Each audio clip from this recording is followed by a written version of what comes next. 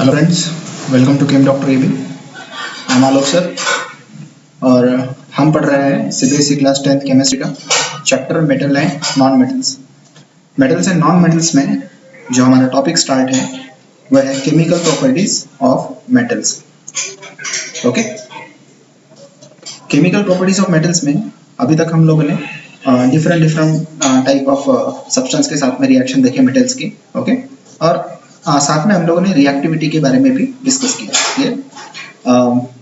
यहाँ पर आज जो हम लोग डिस्कस करने वाले हैं वो है reaction of metals with hydrogen. ठीक है, reaction of metals with hydrogen. So इसमें मेटल की रिएक्शन हम देखेंगे हाइड्रोजन के साथ में और देखेंगे कि प्रोडक्ट किस तरह का बनता है। जैसे कि आपके सामने यहाँ लिखा हुआ है मेटल हाइड्राइड। ठीक है, मतलब ये मेटल हाइड्राइड वो प्रोडक्ट है, ठीक है, वो कंपाउंड है जो मेटल हाइड्रोजन की रिएक्शन की वजह से बनता है। क्लियर है इतनी बात? ओके, तो चलिए हम लोग स्टार्ट करते हैं और आगे बढ़ते हैं। उसके पहले आप देख सकते हैं राइट साइड में, ठीक है, राइट साइड में ये दिख रहा है आपको एक रॉकेट का मैंने डायग्राम बनाया है। तो रॉकेट में जो है लिक्विड फ्यूल हम लोग यूज करते हैं, hydrogen in the form of liquid as a fuel use किया जाता है, ठीक है, इन रॉकेट। ओके, तो चलिए आगे की जो टॉपिक है हम लोग टॉपिक को जो है अच्छे से डिटेल में स्टडी करते हैं। ओके, सो सबसे पहले हम लोग बात करेंगे मेटल के बारे में। तो हम लोग जानते हैं, ठीक है, डिफरेंट टाइप ऑफ मेटल्स अपने पास में। हम बात करते हैं हाइड्रोजन के बारे में सबसे पहले। क्लियर है? जैसे कि लास्ट टाइम हमने क्लोरीन के बारे में डिस्कस किया था। सो इट इज हाइड्रोजन। इसका अगर एक्चुअल हम स्टेट देखें, ठीक है, इसकी एक्चुअल स्टेट देखें, सो इट इज अ गैस। ठीक है ना, क्या है इसका स्टेट जो होता है वो होता है गैसियस स्टेट। क्लियर? इसका जो एक्चुअल स्टेट है वो है gaseous state at room temperature. Clear है? इन अ लिक्विड फॉर्म, अगर हम लिक्विड फॉर्म में बात करें तो लिक्विड हाइड्रोजन जो होता है it is used as a rocket fuel. ठीक है ना, कहाँ यूज किया जाता है इसका? रॉकेट फ्यूल में इसका यूज किया जाता है। ठीक है, लिक्विड हाइड्रोजन का। ओके, इसके अलावा भी बहुत सारे हाइड्रोजन के यूजेस है जो कि आप लोगों ने एसिड बेसिस एंड सॉल्ट में डिस्कस किया। नाउ हाइड्रोजन की, जैसे कि मैंने आपको क्लोरीन के बारे में बताया था, उसी तरह से हाइड्रोजन भी देखिए दो हाइड्रोजन आइटम से बना हुआ एक मॉलिक्यूल है। So it is also a diatomic molecule. ठीक है, अब एक हाइड्रोजन का एटॉमिक मास 1 होता है तो दो हाइड्रोजन का कितना होगा?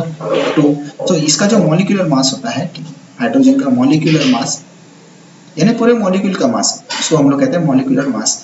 तो हो जाएगा, ठीक है, एक हाइड्रोजन का 1, दूसरे हाइड्रोजन का 1, तो ये हो जाएगा 2। सो इसका जो मॉलिक्यूलर मास हो जाएगा वो हो जाएगा 2। ठीक है, इस तरह से जो है हम लोग बात करते हैं। अब कुछ चीजें और भी मैं समझा दूं यहाँ पर, वो है हम लोग एक वर्ड यहाँ पर देखेंगे, वो है हाइड्राइड। ठीक है, क्या है वो? हाइड्राइड। हाइड्राइड का मतलब क्या है? हाइड्रोजन, ठीक है, हाइड्रोजन आयन। ठीक है, hydrogen ion, but which hydrogen ion? Negative. ठीक है, 1 निगेटिव मीन्स ये जो हमारे पास में H निगेटिव रहेगा, hydrogen in form of 1 electron इसके पास जो एक्स्ट्रा है, गेन किया है। सो H निगेटिव, इसको हम लोग कहते हैं हाइड्राइड। ठीक है, इसको हम लोग क्या कहते हैं? हाइड्राइड कहते हैं। ओके, आई होप कि आप लोगों को इतना जो पॉइंट है वो समझ में आया होगा। क्लियर है? सो हाइड्राइड मीन्स H निगेटिव। ओके, इसको हम हाइड्राइड कहते हैं। अब हम कुछ पॉइंट डिस्कस कर लेते हैं, जैसे कि मेटल के बारे में अगर हम बात करें, मेटल के बारे में अगर हम बात करें, ठीक है, सो हमको मेटल के बारे में पता है, ठीक है, हम लोगों को मेटल के बारे में पता है कि मेटल जो होता है, ये मेटल्स जो होते हैं, दे जब भी कोई केमिकल रिएक्शन होगी, मैं किसी भी केमिकल रिएक्शन की बात कर रहा हूँ, कोई भी केमिकल रिएक्शन हो, ठीक है, सो किसी भी केमिकल रिएक्शन में ये जो मेटल्स होते हैं they always form positive ions. ठीक है, ये क्या फॉर्म करते हैं? Positive ions. मतलब ये क्या करते हैं? इलेक्ट्रॉन लूज करते हैं। ठीक है, इलेक्ट्रॉन लूज करने की इनके अंदर क्या होती है? टेंडेंसी होती है। ठीक है, इलेक्ट्रॉन लूज करने की इनके अंदर क्या होती है? टेंडेंसी होती है। सिमिलरली अगर मैं बात करूँ नॉन मेटल की, तो मैंने आपको इसके पहले बताया कि नॉन मेटल्स की क्या होती है? जो नॉन मेटल्स होते हैं हमारे, ठीक है, नॉन मेटल्स जो होते हैं, ठीक है, इनकी क्या होती है? या तो ये इलेक्ट्रॉन लूज करके जो है रिएक्शन में पार्टिसिपेट करते हैं, या तो शेयरिंग करके, है ना। जब भी किसी मेटल के साथ में रिएक्शन है या नॉन मेटल की रिएक्शन है तो शेयरिंग करके, या अगर मेटल के साथ में है तो इलेक्ट्रॉन सॉरी लूज नहीं आएगा यहाँ पर। ठीक है, इसको हम लोग थोड़ा करेक्शन कर लेते हैं, लूज नहीं आएगा। इलेक्ट्रॉन गेन करके, ठीक है, इलेक्ट्रॉन गेन करके, ठीक है, इलेक्ट्रॉन गेन करके। सो इस तरह से जो है रिएक्शन होती है। मैं बात करता हूँ हाइड्रोजन की। तो देखिए फ्रेंड्स, जब भी मेटल किसी के साथ भी रिएक्शन अगर कर रहा है तो वो हमेशा क्या करेगा, वो इलेक्ट्रॉन लूज करता है। इलेक्ट्रॉन लूज करके पॉजिटिव आयन बनाता है, ठीक है, इलेक्ट्रॉन लूज करके क्या बनाता है, पॉजिटिव आयन बनाता है और रिएक्शन में पार्टिसिपेट करता है। ओके, हाइड्रोजन की भी प्रॉपर्टी कुछ इसी तरह से है, ठीक है। ये भी क्या करता है, ये भी इलेक्ट्रॉन जो है, इलेक्ट्रॉन लूज करता है या फिर शेयरिंग करता है, या तो लूज करता है या तो शेयर करता है, और क्या बनाता है, जो भी है रिएक्शन में पार्टिसिपेट करता है, ठीक है, केमिकल रिएक्शन में क्या करता है, पार्टिसिपेट करता है फॉर फॉर्मेशन ऑफ प्रोडक्ट, ठीक है, फॉर फॉर्मेशन ऑफ प्रोडक्ट। जैसे कि मैं बात करता हूँ HCl, तो इसमें आपने देखा होगा जब भी हम वाटर में डालते थे ये Cl निगेटिव हो जाता है, H प्लस हो जाता है ना, कुछ इस तरीके से। सो आपने देखा होगा मैक्सिमम टाइम जैसे H2O भी अगर हम लोग बात करते हैं तो ऑक्सीजन, मैंने आपको एक कंसेप्ट समझा था इलेक्ट्रोनिगेटिविटी का। ऑक्सीजन की इलेक्ट्रोनिगेटिव होती है 3.5, हाइड्रोजन की होती है 2.1। तो जिसकी इलेक्ट्रोनिगेटिविटी ज्यादा उसका जो है नेगेटिव कैरेक्टर होता है। तो उसी तरह से यहाँ पे जो ऑक्सीजन है ना, हम इसको लिखते हैं पार्शियल नेगेटिव कैरेक्टर, और हाइड्रोजन जो होता है ये होता है पार्शियल पॉजिटिव कैरेक्टर। तो इसमें भी क्या दिख रहा है, आपको पॉजिटिव कैरेक्टर दिख रहा है। तो हाइड्रोजन भी किस तरह से काम करता है, जैसे कि मेटल काम कर रहे हैं, मतलब इलेक्ट्रॉन लूज करने की टेंडेंसी रखते हैं, है ना, गेन करने की टेंडेंसी नहीं रखते। उसी तरह से हाइड्रोजन भी जो है इलेक्ट्रॉन लूज करने की या शेयर करने की टेंडेंसी रखता है ना।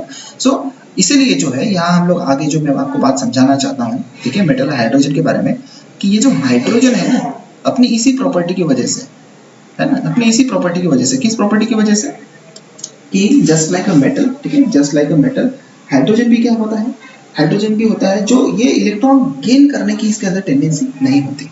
ओके, इसके पास क्या जो होती है, गेन करने की टेंडेंसी नहीं होती। It does not accept the electrons given by metal. अभी जैसे अगर मैं यहाँ पर बात करूँ, यहाँ पर हम लोग क्या लिख सकते हैं, it normally does not accept electrons.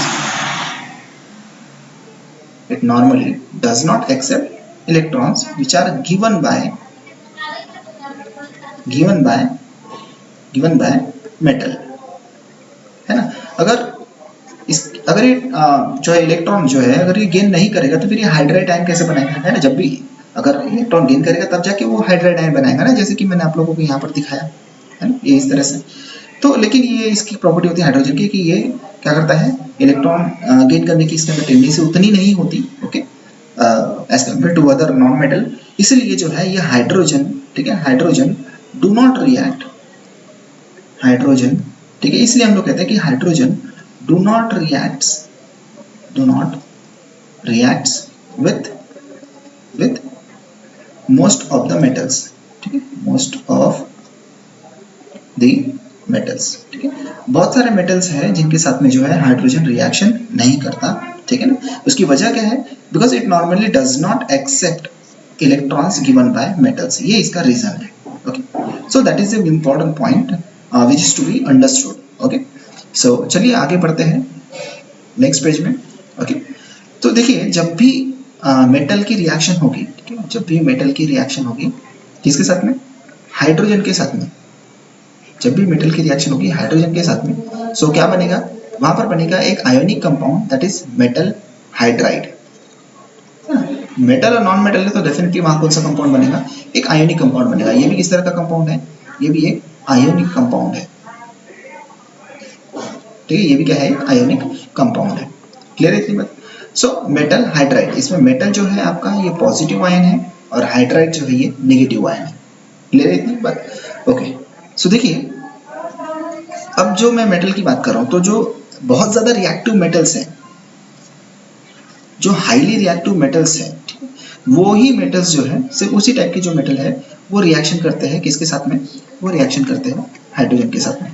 Okay, like potassium, sodium, calcium, magnesium, ठीक है। तो ऐसे कुछ जो हाईली रिएक्टिव मेटल्स की गिनती में जो मेटल्स आते हैं यही रिएक्ट करते हैं, ओनली रिएक्ट्स विद हाइड्रोजन, ठीक है, यही क्या करते हैं, रिएक्ट करते हैं हाइड्रोजन के साथ में,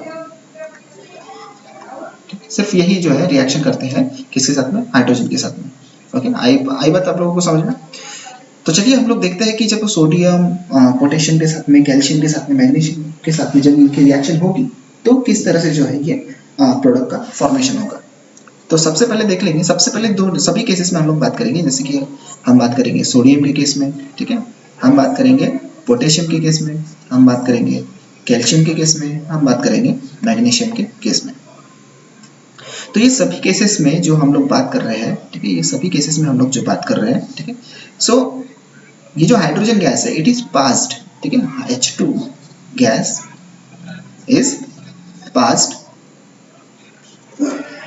over heated metal, over heated metal, है ना। हीटेड मेटल का मतलब क्या हुआ, ये जो मेटल है, ठीक है, they are in a heated form, they in a hot form, है ना, उनको फ्लेम के थ्रू क्या किया हुआ, हीट प्रोवाइड की हुई है। ऐसे हीटेड मेटल के ऊपर से हम लोग क्या प्रोवाइड कर रहे हैं, H2 गैस जो है पास कर रहे हैं।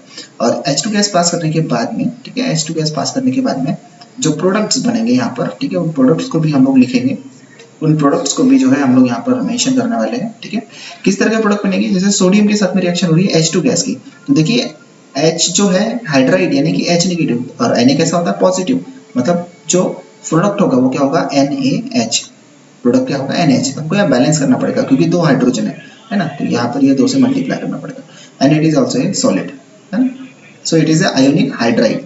सिमिलरली पोटेशियम की अगर मैं बात करूँ तो पोटेशियम जो भी है वो इस तरह से प्रोडक्ट बनाएगा, it is also A solid, sorry KOH नहीं बनाएगा, ये पोटेशियम हाइड्राइड बनाएगा, ठीक है, क्या बनाएगा ये पोटेशियम हाइड्राइड बनाएगा।